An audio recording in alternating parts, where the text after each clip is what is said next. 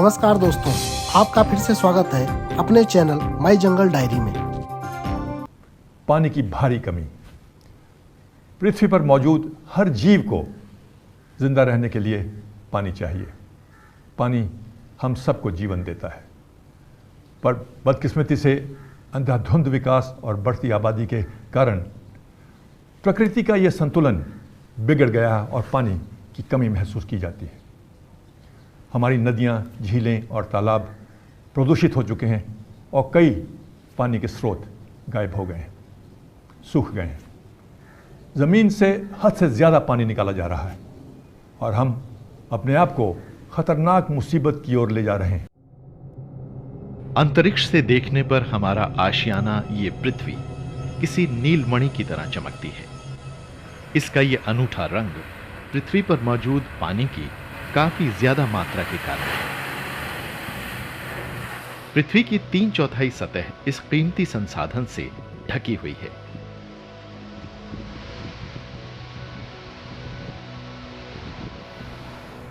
पानी की गैर मौजूदगी में इस ग्रह पर जीवन बचेगा ही नहीं।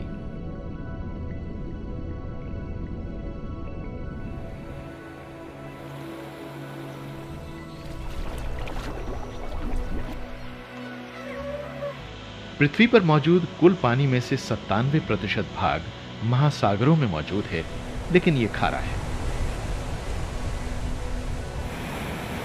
कुल 3% जमीनी जल ही ताजा या लवण मुक्त है।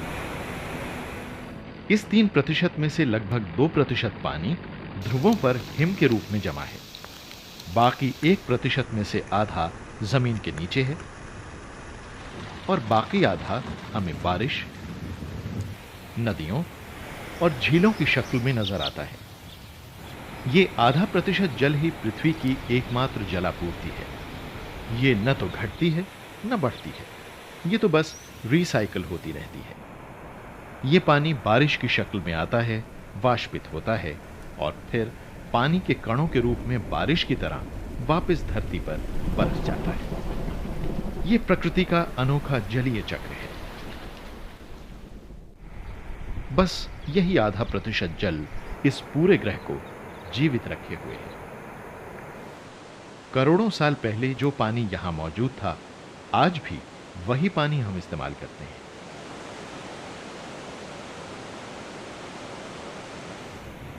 पानी जीवन देने वाला प्रकृति का सबसे मूल्यवान संसाधन है। इसने महान सभ्यताओं का निर्माण किया है।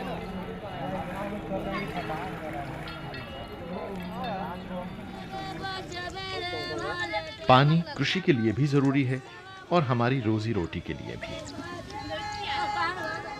लेकिन जीवन देने वाला यह संसाधन दुर्लभ है। पानी की कमी की मुख्य वजह है इसका बेवजह और गलत इस्तेमाल। इसे विकास के नाम पर प्रदूषित और बर्बाद किया जाता है।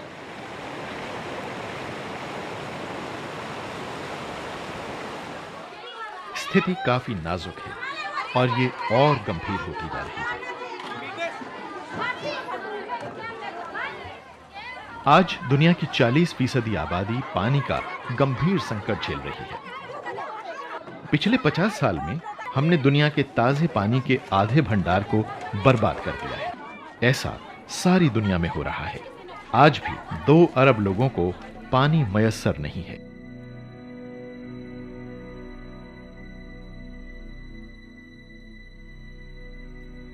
हर साल गर्मियों के मौसम में भारत के काफी बड़े हिस्सों में सूखा पड़ता है।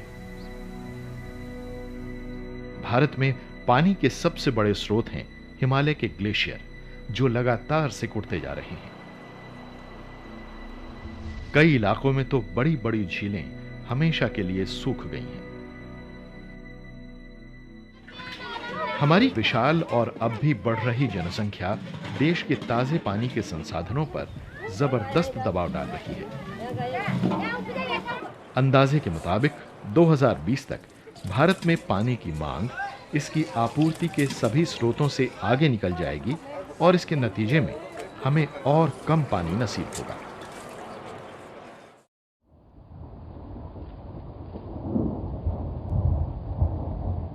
भारत को इसका ज्यादातर पानी मॉनसून के दौरान मिलता है, लेकिन मॉनसून नियमित नहीं है।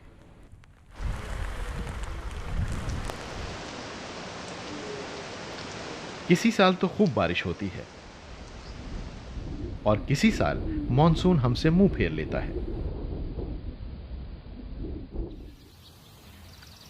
लेकिन मॉनसून के न आने के बावजूद इस कमी को पूरा करने के लिए पर्याप्त भूमिगत जल होना चाहिए, लेकिन बदकिस्मती से यह सप्लाई भी घट गई है। Out of 8,760 hours in a साल में 8,760 घंटे होते हैं और उनमें से सिर्फ 100 घंटे ही बारिश होती है। यानी हमारा देश मानसून पर निर्भर है। अर्थव्यवस्था मानसून पर ही टिकी है। देश के कुछ हिस्से ऐसे हैं जहां बारिश बहुत होती है, जैसे कि ब्रह्मपुत्रा बेसिन, मगर कुछ हिस्सों में बारिश बहुत कम होती है। यानी बारिश की अवधि को लेकर समस्या है और उसके स्थान को लेकर भी समस्या है। इसी वजह से भारत को भूजल पर निर्भर करना पड़ता है, क्योंकि सतह पर तो पर्याप्त जल है ही नहीं। because there isn't enough surface water available. खेती के कारण भारत के ज्यादातर हिस्सों में भूजल का स्तर खतरनाक ढंग से गिर गया है। हमारे देश की ज्यादातर जमीन की उर्वरा शक्ति घट चुकी है।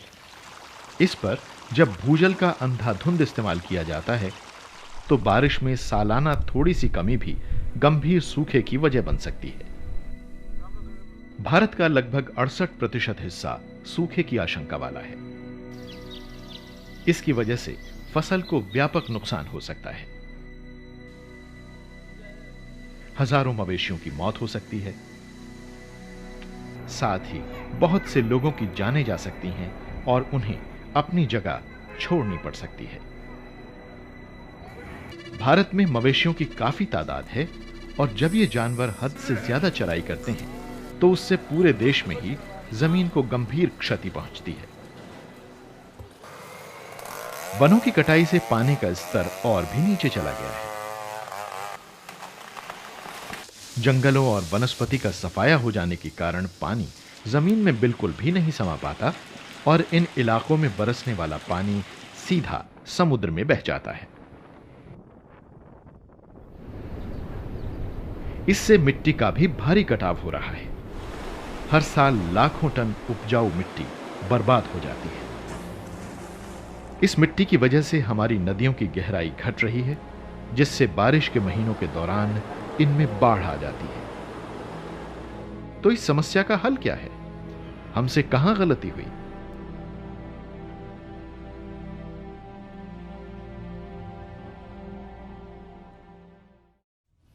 दरअसल हमारे लिए यह जरूरी है कि हम वर्षा और पानी के इस चक्र को समझें।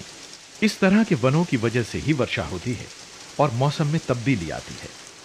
ये स्पंज की भूमिका निभाते हुए पानी को सोखते हैं और उसे जमीन में बनाए रखते हैं।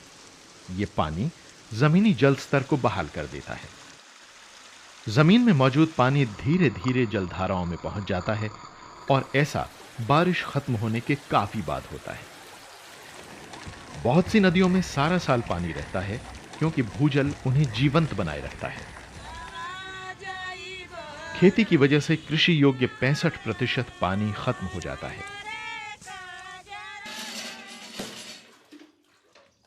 अभी कुछ ही दशक पहले तक बहुत से गांवों में कई तालाब और पानी के भंडार थे।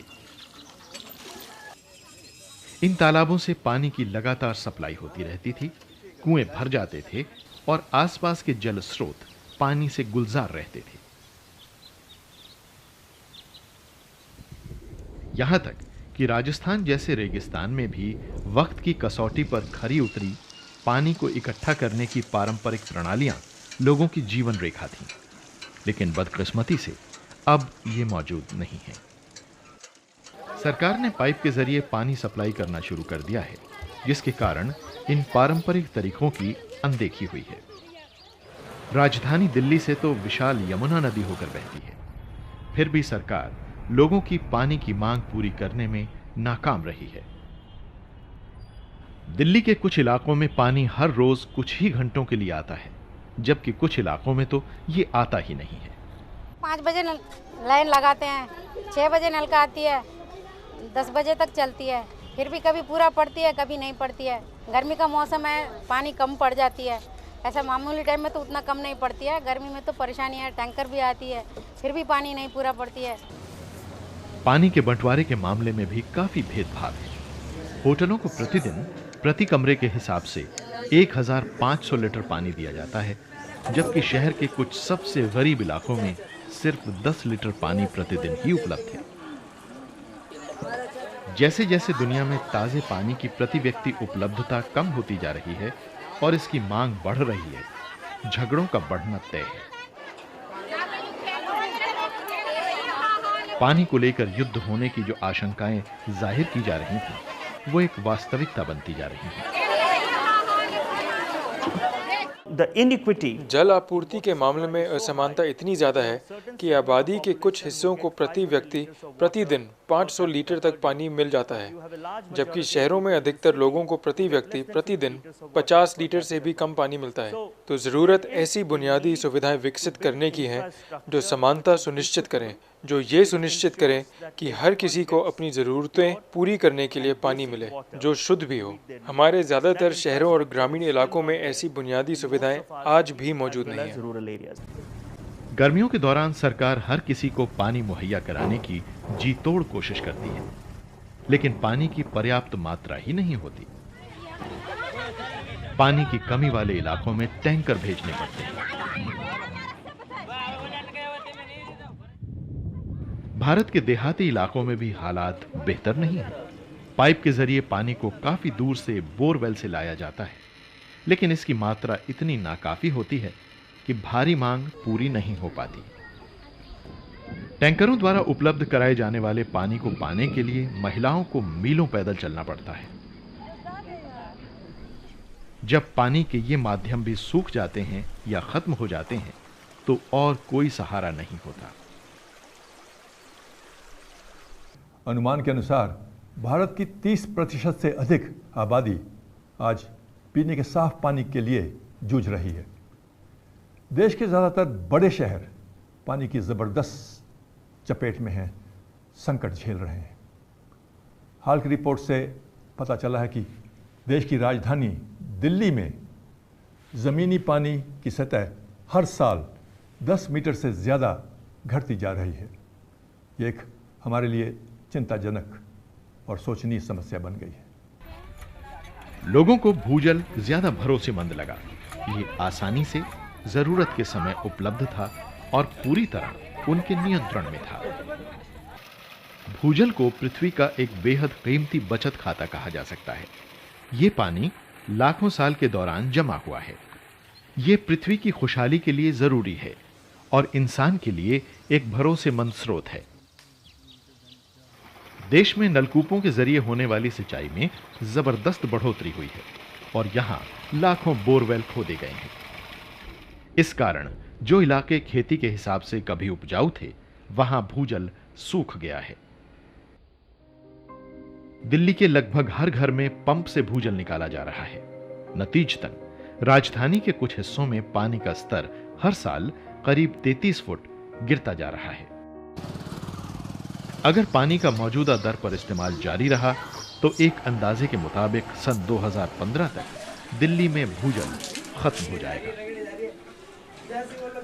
If you see the central groundwater map for Delhi, अगर आप दिल्ली का केंद्रीय भूजल मानचित्र देखें तो आप समझ जाएंगे कि दिल्ली का दक्षिणी हिस्सा सबसे बुरी हालत में है।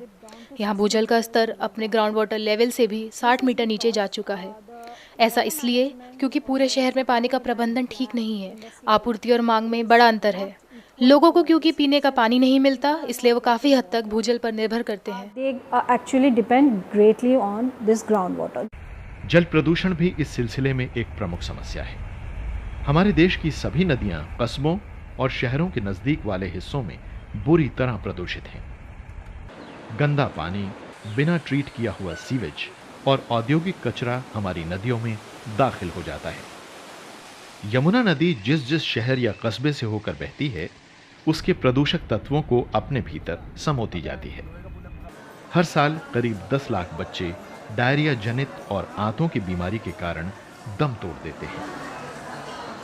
Waterborne diseases for children and infants बच्चों और शिशुओं के लिए जल जनित रोग एक चिंता का विषय है, क्योंकि अगर इनका इलाज ठीक से नहीं हो पाया तो ये जानलेवा हो सकते हैं। उचित और सुरक्षित पीने का पानी ना होने से बच्चों को डायरिया और गैस्ट्रोएंटेराइटिस हो सकते हैं, जिससे बहुत कम समय में ही डिहाइड्रेशन होने का खतरा रहता है। at very short notice. हम जो पानी इस्तेमाल करते हैं उसका ज्यादातर हिस्सा जंगलों से उत्पन्न नदियों और झीलों से हासिल होता है या फिर वनों से जमीन में पहुंचने वाले पानी से मिलता है। इस बात की फौरी जरूरत है कि हम अपने बाकी बचे वनों को बचाएं और जहां कहीं भी संभव हो और पेड़ लगाकर वनों को और सघन बनाएं। पानी की रिसाइकलिंग और वाटर हार्वेस्टिंग जैसे कदमों को फौरन अमल में लाने की जरूरत है। If you have a hectare of अगर आपके पास 1 हेक्टेयर ज़मीन है और सिर्फ 100 मिलीमीटर बारिश होती है तो 1 हेक्टेयर की गुणा 100 मिलीमीटर की बारिश से करें तो मात्रा बनती है 10 लाख लीटर पानी। यानी आप बारिश के इतने पानी की हार्वेस्टिंग कर सकते हैं। हमारे पूर्वज सैकड़ों साल पहले जो कुछ किया करते थे, बारिश के पानी का संचयन उससे अलग नहीं है। हमें तो बस इस प्रणाली को सुधारना होगा, इसे नई शक्ल देनी होगी और अमल में लाना होगा। and we just have to practice it. हमें ये सुनिश्चित करना होगा कि औद्योगिक इस्तेमाल के लिए नदियों से जो भी पानी लिया जाए उसे रिसाइकल करके शुद्ध किया जाए और तब उसे वापस नदियों में छोड़ा जाए। देश में जल संसाधनों के प्रबंधन, बंटवारे और योजनाकारी के लिए मूलभूत परिवर्तनों की फौरन जरूरत है। अब यही एक तरीका है जिसके जरिए हम भारत की नदियों की पवित्रता और इसके पर्यावरणीय संतुलन को बहाल कर सकते हैं। पानी को साफ और शुद्ध बनाने में हम सभी मदद कर सकते हैं। घरों में इस्तेमाल होने वाली कई चीजों में कई खतरनाक पदार्थ होते हैं। हम ऐसे खतरनाक घरेलू रसायनों को नालियों, सिंक और टॉयलेट में न बहाएं। ये सुनिश्चित करें कि आपके घर में पानी की लीकेज न हो। जब आप ब्रश कर रहे हों या दाढ़ी बना रहे हों तो नल को खुला न छोड़ें।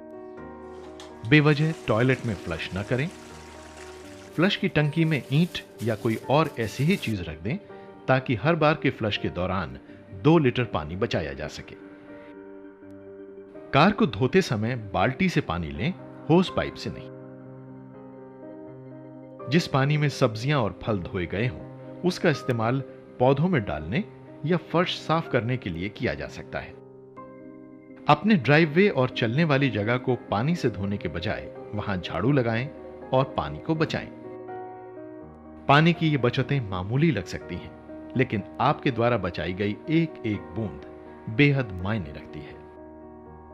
पानी बचाने का एक सबसे महत्वपूर्ण तरीका है बारिश के पानी की हार्वेस्टिंग। इसमें बारिश के पानी को इमारतों की छतों पर इकट्ठा किया जाता है और फिर बाद में इस्तेमाल करने के लिए जमीन के नीचे जमा कर लिया जाता है।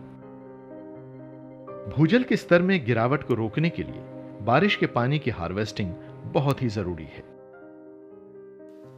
इसके अलावा कृषि क्षेत्र में भी पानी को बचाया जाना आवश्यक है। सिंचाई के दौरान भी काफी पानी बर्बाद होता है। ऐसे में करीब 50% पानी सीपेज या भाप बनकर उड़ जाने की वजह से नष्ट होता है। स्प्रिंकलर या ड्रिप सिंचाई प्रणाली जैसी कम पानी इस्तेमाल करने वाली विधियों का भविष्य में इस्तेमाल किया जाना चाहिए। खेतों के किनारे पेड़ों और झाड़ियों को उगाया जाना चाहिए। इससे हवा की रफ्तार कम हो जाती है और मिट्टी का कटाव और पानी का भाप बनकर उड़ना भी कम हो जाता है। इससे बारिश का जोर भी कम हो जाता है और वर्षा जल मिट्टी के भीतर प्रवेश कर जाता है। पानी की कमी, सूखे और अकाल का सामना किया जा सकता है। बस जरूरत है तो जमीन और पानी के बढ़िया प्रबंधन की।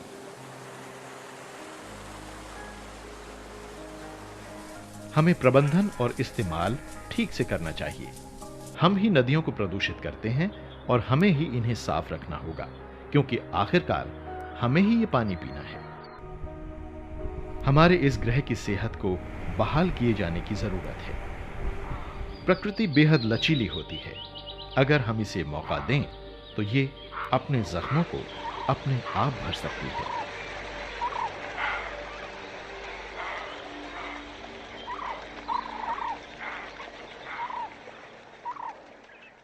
आंकड़ों और विशेषज्ञों के मुताबिक पृथ्वी पर आज लगभग 1 अरब लोग ऐसे हैं जिनको पीने का साफ और सुरक्षित पानी उपलब्ध नहीं है, और ये माना जाता है कि अगले 50 वर्षों में ये संख्या 3 अरब से भी ज़्यादा हो जाएगी। तो ज़रूरत है एक बदलाव की। घर हो, दफ्तर या खेत, पानी की हर बूंद बचाने का प्रयास करें। इसी तरह हम अपने भविष्य के लिए पानी बचा सकते हैं।